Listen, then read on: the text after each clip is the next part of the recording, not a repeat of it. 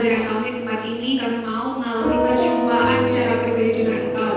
Pagi hari ini Tuhan, kami mau tangkap apa yang menjadi isi hati Tuhan yang harus kami kerjakan waktu kami pulang dari tempat ini. Kau beri kami telinga seorang murid yang mau sungguh-sungguh mendengar, dan bukan hanya mendengar dan menjadi pengetahuan kami, tapi waktu kami pulang dari tempat ini, kami mau hidup di dalam kebenaran-Mu. Kau urapi setiap kami Tuhan, mampukan kami untuk mengerti dan memahami apa yang menjadi isi hati Tuhan pagi hari ini. Kami siap menerima firman-Mu di dalam nama Tuhan Yesus. Haleluya, amin. Silakan duduk Bapak Ibu. Shalom, selamat pagi. Selama 1 bulan ini kita sudah banyak belajar ya tentang pikiran Kristus ya Bapak Ibu.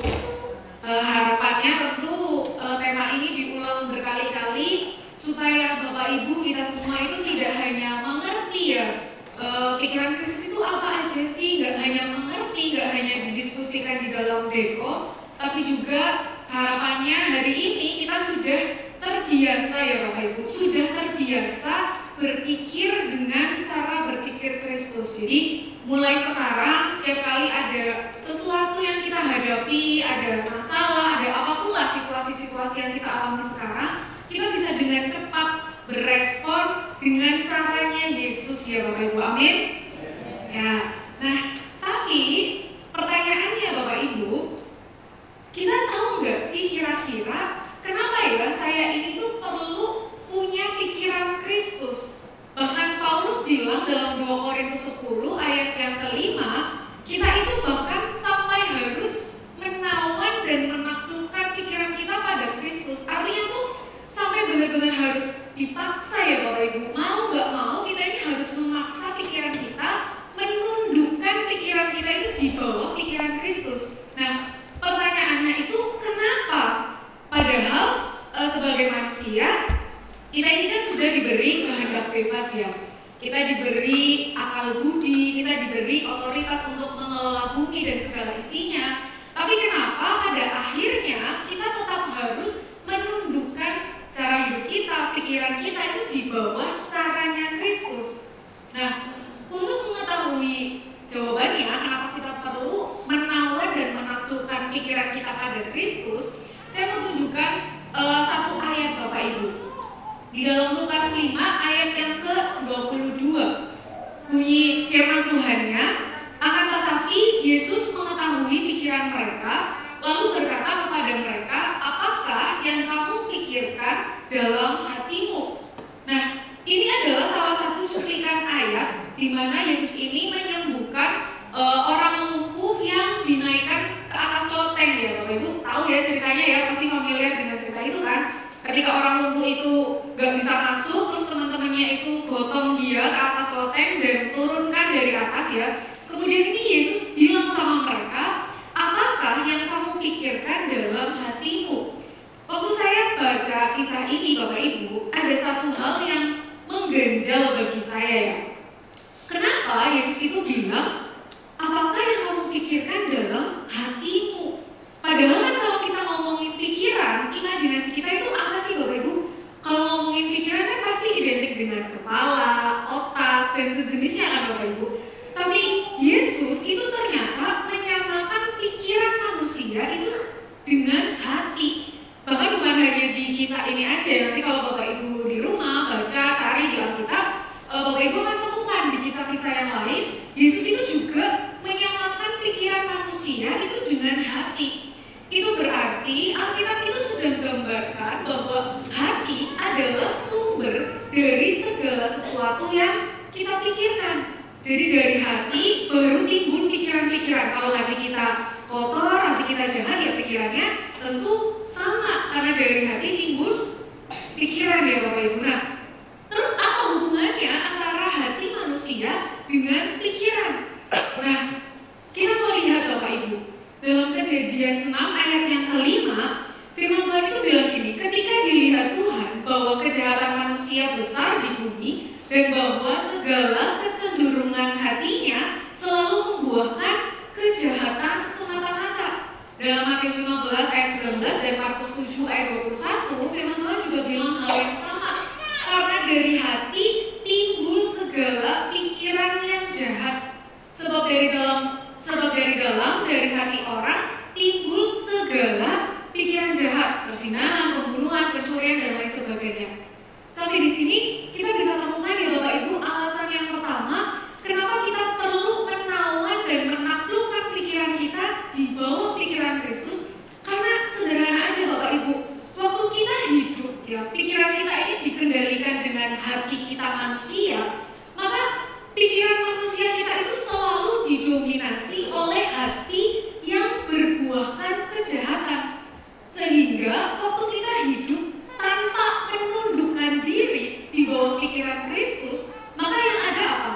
ya kehidupan kita akan menghasilkan buah-buah yang jahat. Ya, kejahatan itu nggak melulu soal membunuh ya Bapak Ibu, nggak melulu soal korupsi besar-besaran kayak kemarin Pertamina gitu ya.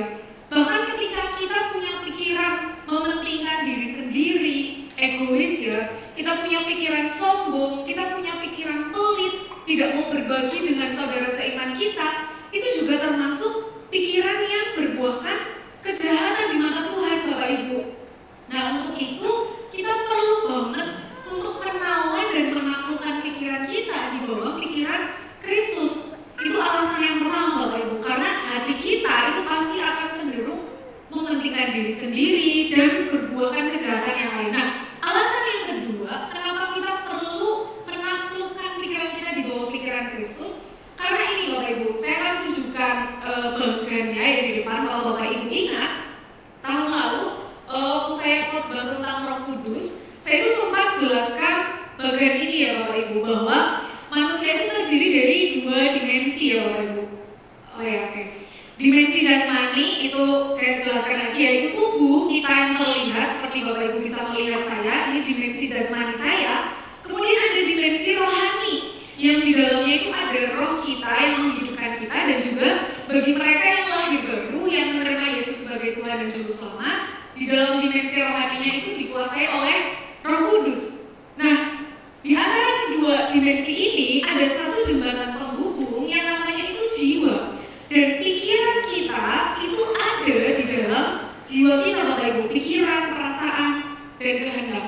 Nah, kita perlu tahu sebagai orang Kristen bahwa peperangan rohani yang setiap hari kita alami itu tidak terjadi di luar tubuh. Setuju ya Bapak Ibu? Kita kan enggak gelut melawan iblis tuh pukul-pukulan, kan enggak ada yang pernah pukul-pukulan sama iblis.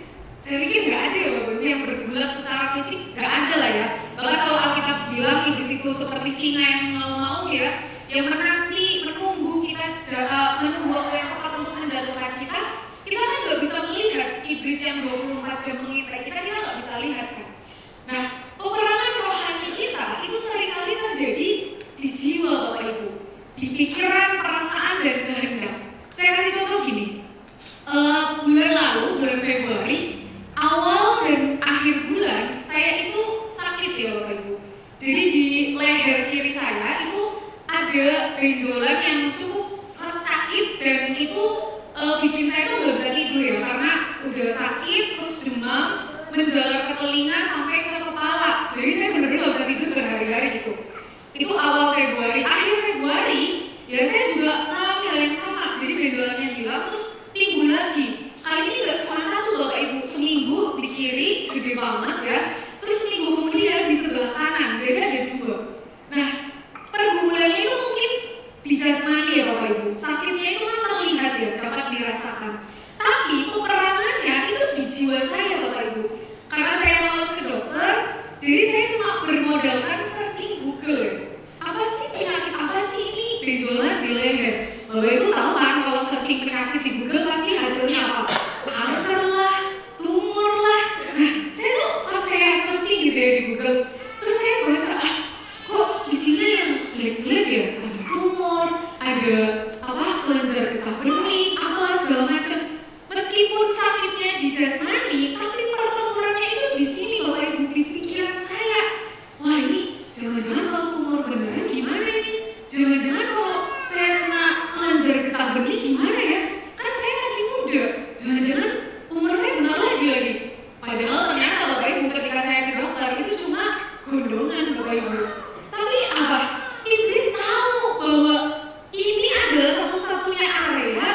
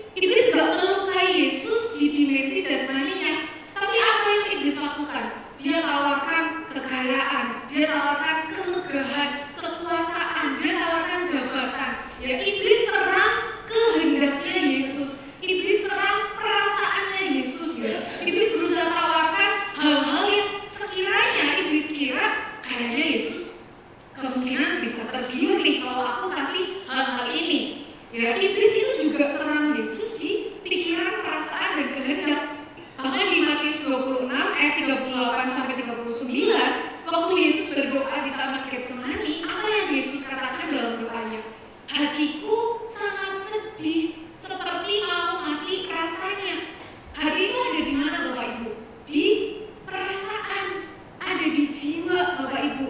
Kemudian Yesus berkata kepada Bapa di surga, jikalau sekiranya mungkin, biarlah cawan ini lalu daripadaku, tetapi janganlah seperti yang ku kehendaki, janganlah seperti keinginanku, melainkan seperti yang engkau kehendaki. Jadi bukan hanya kita aja yang diserang di area itu Bapak Ibu, di area pikiran, perasaan, dan kehendak, tapi Yesus waktu dia masih menjadi manusia, iblis juga coba Yesus di area yang sama, di area jiwa. Nah, kalau minggu-minggu lalu kita sudah banyak ya Bapak Ibu belajar apa saja sih contoh-contoh pikiran Kristus yang wajib kita miliki setiap hari. Hari ini saya akan sampaikan hal yang sedikit berbeda ya Bapak Ibu. Saya akan sampaikan lawan dari pikiran Kristus. Jadi kalau dari kemarin kita sudah belajar pikiran-pikiran Kristus itu apa aja, hari ini kita mau belajar apa sih contoh strategi iblis yang seringkali itu bertentangan dengan pikiran Kristus. Nah, gunanya apa Bapak Ibu kita mengetahui lawan dari pikiran Kristus? Gunanya supaya waktu pikiran itu datang, pikiran yang bertentangan itu datang, kita ini mudah mendeteksi ya. Kita ini mudah mengetahui, oh kalau pikiran kayak gini tuh bukan dari Kristus. Kalau kita mudah mendeteksi, maka kita bisa tahu strategi apa yang kita bisa lakukan supaya kita nggak kalah di peperangan rohani. Nah, pikiran yang pertama yang bertentangan dengan pikiran Kristus adalah kekhawatiran Bapak Ibu. Berapa banyak di antara kita yang lagi ngalamin khawatir hari-hari ini? Sadarkah kita, waktu kita khawatir, kita ini sebenarnya sedang menggeser pikiran Kristus ini dari kehidupan kita. Orang yang khawatir itu tidak bisa melihat pertolongan Tuhan. Orang yang khawatir tidak bisa melihat janji Tuhan. Orang yang khawatir tidak bisa melihat hal-hal baik yang Tuhan sedang kerjakan dalam hidup kita. Saya kasih contoh beberapa cerita di depan. Ya, waktu Sarah menyuruh Abraham untuk mengambil Hagar, itu berangkat dari mana sih Bapak Ibu? Dari kekhawatiran Sarah, karena janji Tuhan kok gak digenapi ya dalam hidup saya ya. Jangan-jangan keturunan Abraham bukan dari saya lagi, bukan dari aku. Jangan-jangan jalannya itu lewat Hagar lagi. Karena kekhawatiran, Sarah mengambil keputusan yang salah. Kemudian ketika murid-murid ada di dalam kapal yang sama bersama dengan Yesus, lalu ombak badai itu menyerang kapal mereka ya. Apa yang mereka lakukan? Mereka marah sama Yesus kan, karena Yesus tidur. Mereka bilang sama Yesus, guru, bagi guru nyawa kami itu nggak penting ya. Kenapa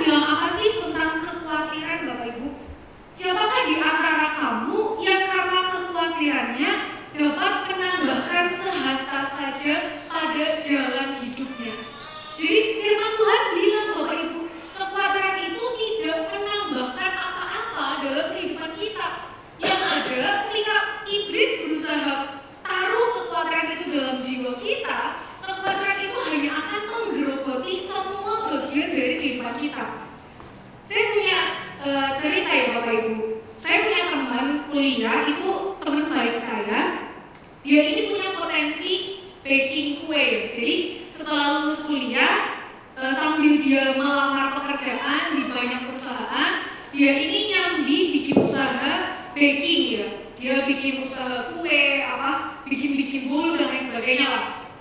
Usahanya cukup maju, dia selalu punya ide dan kreativitas untuk bikin kue-kue yang viral.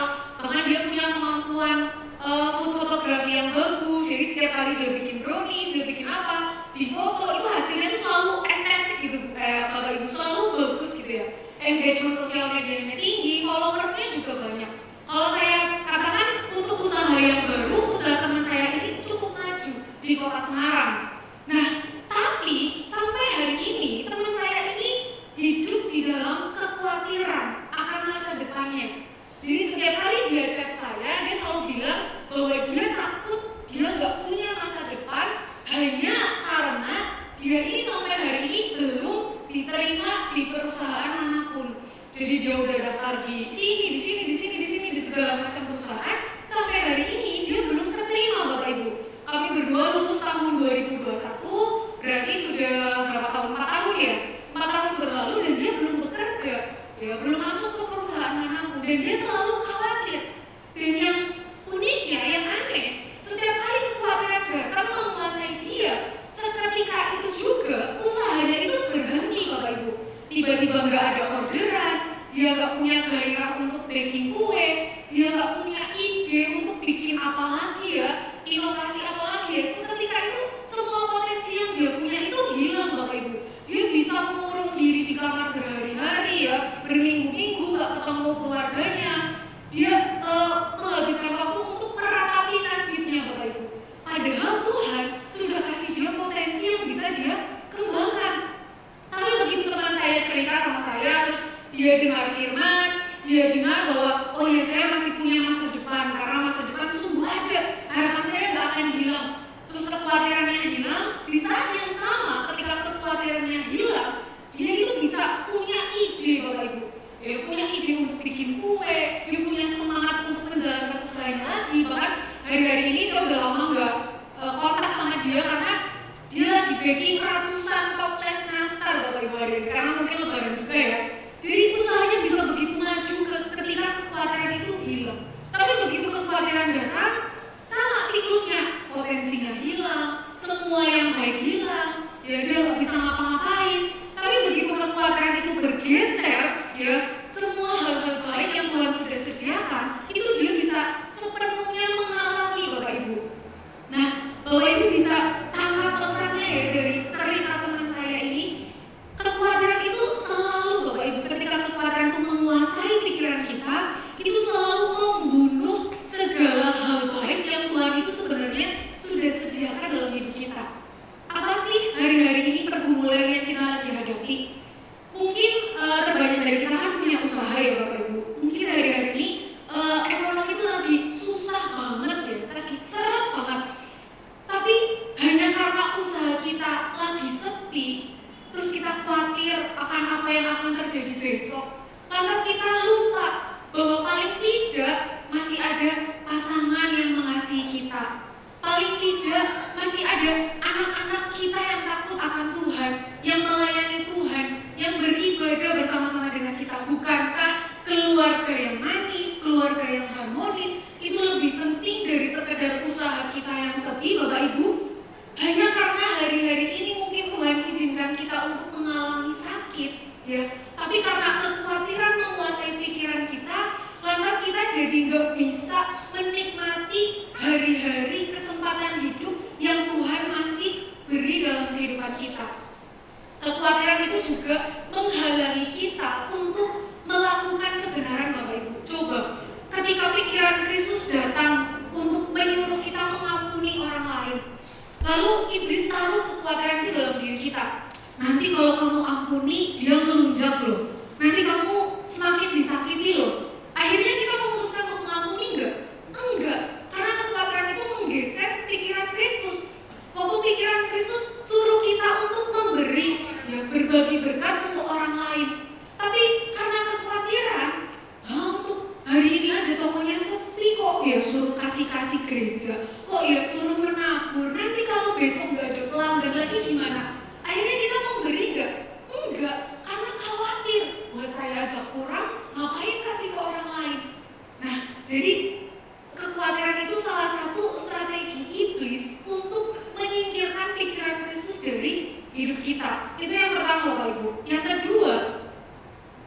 daging. Saya pikir poin yang ini saya nggak perlu jelaskan lebih dalam ya. Pikiran daging ya pikiran-pikiran yang isinya tuh hawa nafsu manusia, Bapak Ibu, keinginan dan lain sebagainya lah. Kalau Bapak Ibu masih ingat di minggu yang pertama, Alkitab itu juga gambarkan pikiran yang terkutuk, pikiran yang jahat. Itu adalah pikiran yang bertentangan dengan pikiran Kristus. Sebenarnya masih banyak lagi, ada kesombongan, ada kebodohan rohani dan macam-macam lah. Tapi saya nggak mau banyak bahas di situ. Nah, pertanyaannya adalah begini: ketika kita sudah tahu bahwa iblis itu serang kita di area jiwa, ya, di area pikiran, dia beri kita kekhawatiran, dia beri kita hawa nafsu dan lain sebagainya. Apakah kita ini bisa memenangkan peperangan rohani melawan pikiran-pikiran yang bertentangan dengan pikiran Kristus? Namanya peperangan kan harus ada yang menang, harus ada yang kalah ya Bapak Ibu. Nah, pertanyaannya, bisa nggak sebagai orang Kristen kita ini menang Bapak Ibu dalam peperangan rohani yang kita hadapi setiap hari? Setiap hari kan kita pasti khawatir, setiap hari kita pasti punya pikiran yang kotor, punya pikiran yang jahat. Pertanyaannya, bisa menang nggak Bapak Ibu kira-kira? Jawabannya bisa Bapak Ibu. Nah, ada caranya Bapak Ibu. Dalam Kolose 3 ayat yang pertama sampai ayat yang ketiga, firman Tuhan bilang gini: karena itu, kalau kamu dibangkitkan bersama dengan Kristus, carilah perkara yang di atas, di mana Kristus ada, duduk di sebelah kanan Allah. Pikirkanlah perkara yang di atas, bukan yang di bumi. Sebab kamu telah mati dan hidupmu tersembunyi bersama dengan Kristus di dalam Allah. Nah, kalau Bapak Ibu nanti baca di Alkitab, itu kalau di terjemahan sederhana Indonesia, judul perikopnya itu hidup baru karena sudah dibangkitkan bersama dengan Kristus. Nanti di pasal sebelumnya itu juga masih nyambung ya Bapak Ibu. Ya, isinya itu kalau kita sudah hidup bersama Kristus, kita ini nggak perlu lagi memikirkan atau memusingkan peraturan-peraturan yang dunia tetapkan. Nah, cara untuk memenangkan pertempuran rohani, memenangkan peperangan melawan iblis yang mengganggu pikiran kita, cara yang pertama itu adalah dengan ini Bapak Ibu, dibangkitkan kembali bersama dengan Kristus. Ya, karena tadi Paulus bilang kalau kita dibangkitkan kembali bersama dengan Kristus, pikirkanlah perkara yang di atas. Jadi strategi yang pertama yang kita bisa lakukan adalah melalui kelahiran baru atau pertobatan. Jadi cara untuk memenangkan peperangan rohani adalah dengan punya cara hidup bertobat Bapak Ibu. Dalam bahasa aslinya, bertobat itu menggunakan kata metanoia yang punya arti perubahan cara berpikir atau perubahan hati. Jadi waktu kita bertobat, kita ini sedang berpindah cara berpikir. Dari cara berpikir manusia, cara berpikir kedagingan, cara berpikir dunia, menjadi cara berpikirnya Kristus. Saya akan kasih gambaran kehidupannya Paulus Bapak Ibu. Kita tahu ya kisahnya Paulus yang dulu, pikiran apa yang manusia pikirkan itu kan tersirat dari perkataannya. Kita bisa tahu apa isi pikiran Paulus dari kalimat-kalimat yang Alkitab gambarkan. Coba kalau Bapak Ibu baca ya, ini ada beberapa ayat yang saya cantumkan kehidupan Paulus dulu, yang dulu ya Bapak Ibu. Ya, dari ayat-ayat ini saya nggak akan baca satu-satu, tapi dari semua ini Bapak Ibu, kita bisa simpulkan bahwa Paulus ini adalah seorang pembunuh. Dia adalah seseorang yang penuh dengan kebencian. Dia adalah seseorang yang penuh dengan amarah. Setuju ya Bapak Ibu? Coba Bapak Ibu baca secara cepat dari ayat-ayat ini ya. Sementara itu berkobar-kobar hati Saulus untuk mengancam dan membunuh ya murid-murid. Terus Paulus juga bilang, dan aku telah menganiaya pengikut jalan Tuhan sampai mereka mati. Dari sini kita bisa tahu Paulus ini orang yang seperti apa. Tapi coba bandingkan dengan kehidupan Paulus yang sekarang, yang surat-suratnya kita itu sering baca setiap hari dalam Alkitab. Ya, kalau dibandingkan yang sebelumnya, terjadi perbedaan yang sangat signifikan Bapak Ibu.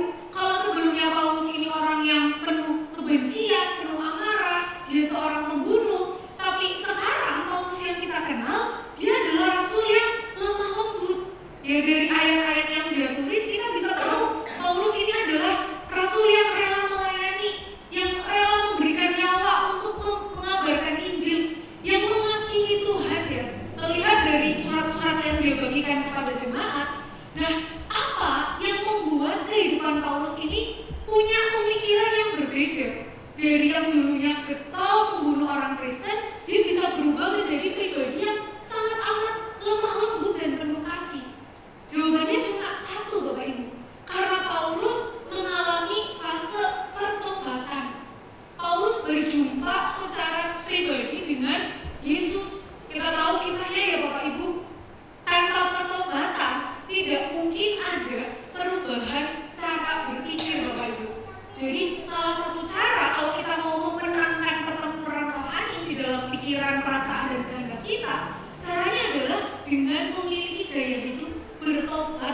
setiap hari.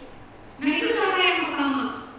Cara yang kedua yaitu dengan memiliki gaya hidupnya Yesus. Jadi dalam perenungan saya kemarin, saya itu temukan bahwa bertobat itu bukan hanya berpindah cara berpikir, tapi bertobat itu juga punya arti perpindahan kepemimpinan, Bapak Ibu. Yang tadinya kita hidup dalam kerajaan kegelapan, kita berpindah kepemimpinan menjadi hidup di bawah otoritasnya Yesus Kristus. Ya, waktu kepemimpinan kita berubah, kerajaan kita berubah, otomatis budaya, cara hidup, cara ngomong kita, gerak-gerik kita, semuanya harus ikut berubah, mengikuti aturan dan sistem kerajaan yang baru, yaitu kerajaannya Yesus Kristus. Sama seperti ketika kita mau pindah tinggal di Amerika, Bapak Ibu, kita nggak bisa kan membawa cara hidup kita sebagai orang Indonesia, kita nggak bisa membawa budaya kita sebagai orang Indonesia untuk tinggal di Amerika. Kita perlu mengubah cara hidup kita dari orang Indonesia, cara hidup orang Indonesia menjadi cara hidup orang Amerika. Nah, sama, kalau kita mau punya pikiran Kristus, itu bukan hanya berubah aja ya Bapak Ibu, tapi kita ini harus hidup di dalam kepemimpinan yang berbeda, punya cara hidup yang berbeda, menjalani hari-hari kita itu dengan respon sebagaimana Yesus itu berespon. Ya, karena kan pikiran kita itu tercermin lewat tindakan kita kan Bapak Ibu. Kalau pikiran kita adalah pikiran orang yang bertobat, maka tindakan yang kita kerjakan, gaya hidup kita itu juga harusnya mencerminkan gaya hidup orang bertobat. Nah, bagaimana cara kita tahu apakah tindakan saya ini sudah benar atau belum? Ya dengan mengukurnya dari tindakannya Yesus. Semua yang kita kerjakan, semua yang kita katakan, semua yang kita lakukan, tanyakan kembali, apakah Yesus hidup seperti ini juga atau enggak? Saya kasih contoh gini Bapak Ibu. Di era ekonomi yang sulit seperti sekarang, setiap kita pasti pengen survive ya Bapak Ibu. Setiap kita pasti pengen, ya meskipun toko sepi, tapi paling tidak saya masih pengen sukses. Saya masih pengen punya banyak uang. Pikiran dunia, ya, nasihat-nasihat dunia itu menyuruh kita kalau mau sukses, kita ini perlu irit. Yang pertama, jangan bagi-bagi berkat ke orang lain, buat diri sendiri aja. Terus yang kedua, kerja keras 24 jam ya, buka toko nggak perlu tutup. Ya ibadah bisa nantilah, apalagi ini lagi lebaran kan. Udah nanti aja, ibadahnya bisa minggu depan. Pokoknya kerja, nanti pasti kaya. Itu pikiran dunia, nasihat dunia, gaya hidup dunia yang tawarkan kepada kita. Tapi masalahnya, bagaimana dengan responnya Yesus? Bagaimana dengan gaya hidupnya Yesus? Apa yang Alkitab katakan? Firman Tuhan bilang, kalau kita mau diberi, kalau kita mau diberkati, prinsipnya adalah berilah dan kamu akan diberi. Sebab ukuran yang kamu pakai untuk mengukur akan diukurkan kepadamu. Jadi ketika pikiran dunia menawarkan gaya hidup pelit, ya gaya hidup mementingkan diri sendiri, kerja nggak perlu ibadah, pikiran Kristus berkata sebaliknya. Justru kalau kita mau survive, kalau kita mau bisa bertahan di era ekonomi yang sulit, gaya hidupnya Yesus itu justru dengan punya gaya hidup memberi Bapak Ibu. Nah, cara untuk menggeser pikiran dunia dari kepala kita itu cuma satu Bapak Ibu, yaitu dengan memasukkan cara berpikirnya firman Tuhan. Saya pernah diajari sama salah seorang hamba Tuhan, tapi saya lupa ya siapa. Coba Bapak Ibu bayangkan sebuah angka. Ya, saya pernah dikasih ilustrasi ini. Kita serempakan aja lah ya, kita bayangkan angka 1 Bapak Ibu. Nah, kemudian ketika angka itu sudah ada di dalam pikiran kita, coba kita usir Bapak Ibu, kita tengking angka 1 itu supaya pergi dari kepala kita. Semakin ditengking, semakin hilang enggak? Enggak ya Bapak Ibu, semakin kita tengking pergi. Justru angka 1 itu akan semakin terbayang, karena semakin kita ucapkan, dia akan semakin terngiang-ngiang di kepala kita. Tapi bagaimana cara supaya angka 1 itu bergeser dari kepala kita? Yaitu dengan memasukkan angka yang lain. Coba sekarang Bapak Ibu bayangkan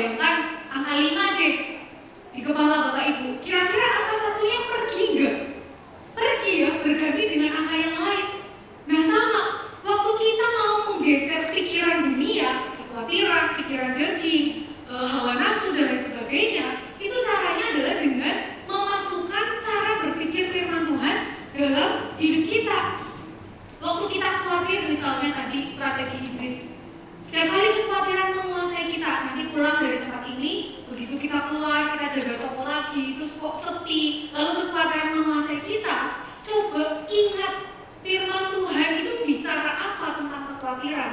Misalnya saya tulis di sini dalam Filipi 4 ayat 6, firman Tuhan bilang, janganlah hendaknya kamu khawatir tentang apapun juga, tetapi nyatakanlah dalam segala hal keinginanmu kepada Allah dalam doa permohonan dengan ucapan syukur.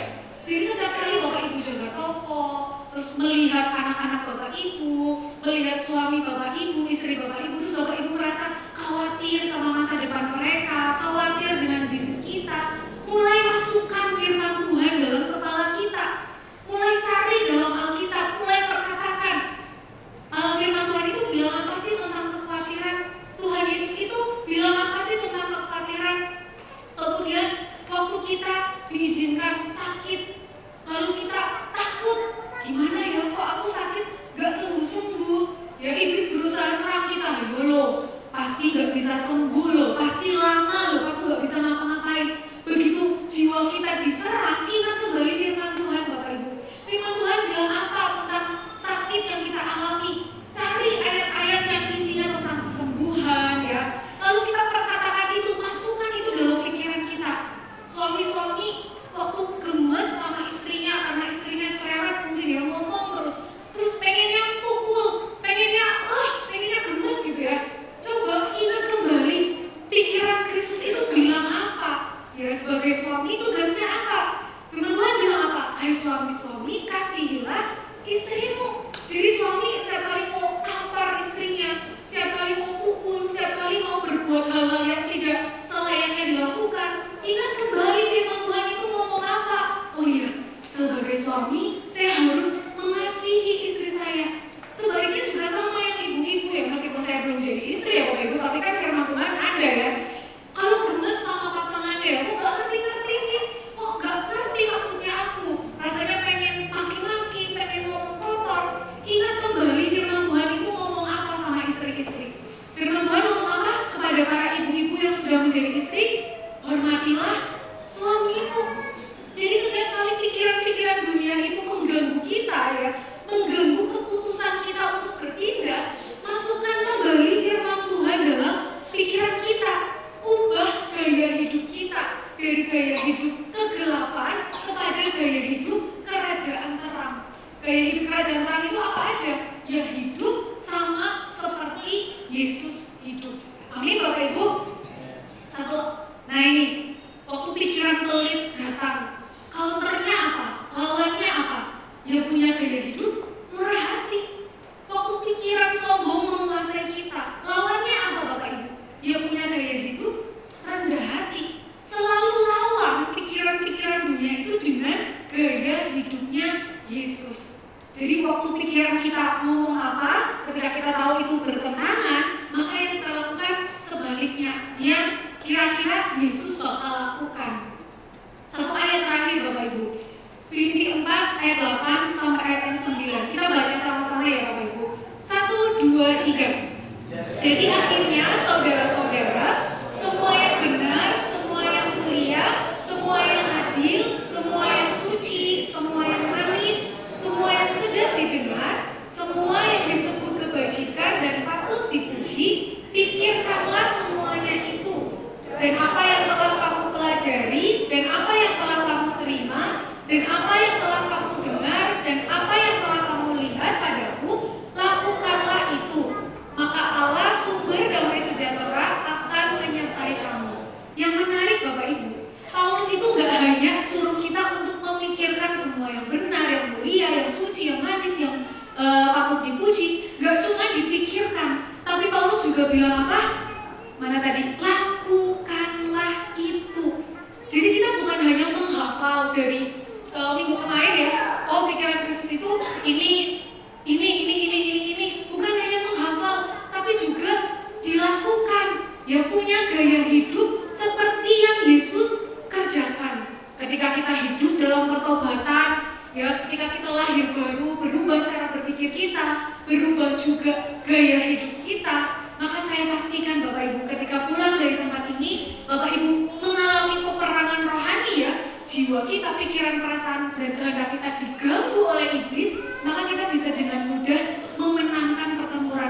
Amin. Ya, jadi mari sama-sama hidup di dua strategi ini. Lahir baru, hidup dalam pertobatan, dan punya gaya hidup sama seperti Yesus hidup. Sekian firman Tuhan pagi hari ini. Mari sama-sama kita mau berdoa. Tuhan Yesus, kami bersyukur kalau kami dengar firman-Mu pagi hari ini. Biar pulang dari tempat ini Tuhan, kami tahu selama kami hidup di bumi, maka nasihat-nasihat dunia, pikiran-pikiran dunia, godaan-godaan iblis itu akan terus mengganggu dan menunggu kami jatuh. Tapi kami tahu hari ini kami punya firman-Mu yang sanggup mengalahkan setiap gangguan-gangguan yang berusaha merusak pikiran kami. Kami tahu firman-Mu itu berkuasa, firman-Mu itu sanggup mengubahkan cara hidup kami, sehingga waktu pikiran-pikiran yang jahat itu muncul, waktu kami mulai menjadi orang Kristen yang egois, waktu kami mulai menjadi orang Kristen yang pelit, orang Kristen yang sombong, orang Kristen yang kasar, waktu kami mulai menjadi orang Kristen yang jahat, Kau yang mengingatkan kami ya Tuhan tentang apa yang tertulis di dalam firman-Mu. Sebab kami tahu satu-satunya counter terbaik, satu-satunya senjata terbaik untuk melawan pikiran-pikiran dunia adalah dengan memasukkan pikiran Kristus yang tertuang dalam firman-Mu dalam pikiran kami. Kau yang menolong setiap umat-Mu pagi hari ini ya Tuhan, waktu mereka